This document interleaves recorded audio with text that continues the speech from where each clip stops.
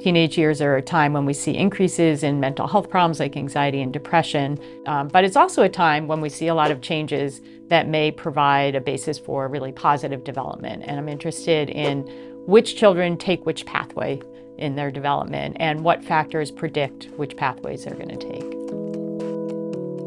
There are various things that can impact or put adolescents at risk for experiencing things like depression or anxiety. Some of those things might be, genetic predispositions or things that come from the individual themselves.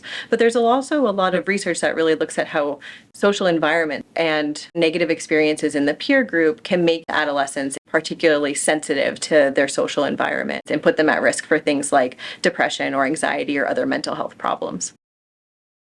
During the teenage years, we see all the physical changes associated with puberty. There's significant reorganization in the brain, changes in the dynamics in parent-child relationships. And then, of course, we see an increasing value placed on being a part of the peer group and being evaluated positively by peers. Humans have this natural need to kind of want to belong. But teenagers in particular, we know compared to like children or adults or older adults are particularly sensitive to social cues and are particularly tuned into how much they're included in groups. In this study in particular, we were interested to see where do those belonging needs or wanting to fit in or being influenced by others, where does that kind of originate from?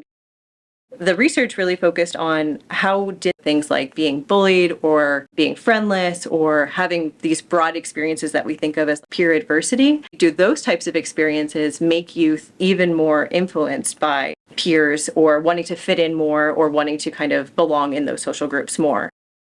During this task, essentially, girls are brought into the laboratory and they're told that they're going to be playing a game with two other participants. And it's quite simple. They're just told that you can toss the ball to whoever you want.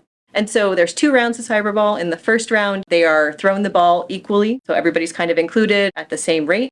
And then in the second round, the girls are excluded. So for reasons unbeknownst to them, the 2 other players just throw the ball to each other. They're not throwing the ball to them at all. And so this kind of simulates being excluded.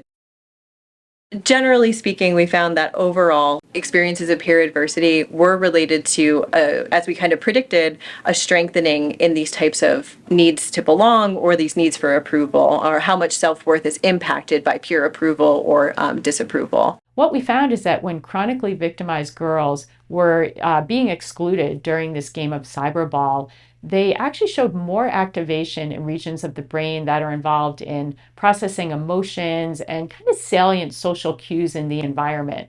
So essentially, their brains were noting and more tuned into this exclusion. And we also know that when people show more activation in these regions of the brain during cyberball, these chronically victimized girls were more likely to be anxious and depressed. So these brain activation patterns could kind of give us a window onto perhaps why these girls were more prone to anxiety and depression. So they might become more tuned into how are they belonging in the group, or something that we were particularly concerned about is how do youth determine their own self-worth, and is that self-worth impacted by how their peers are thinking about them? So when children experience adversity, they seem to be less able to generate effective responses to later stress. They don't develop as effective coping mechanisms. Although we would like to be able to reduce all those types of adverse circumstances, it's not necessarily a realistic goal. And so what we can do is identify kind of the intermediate step.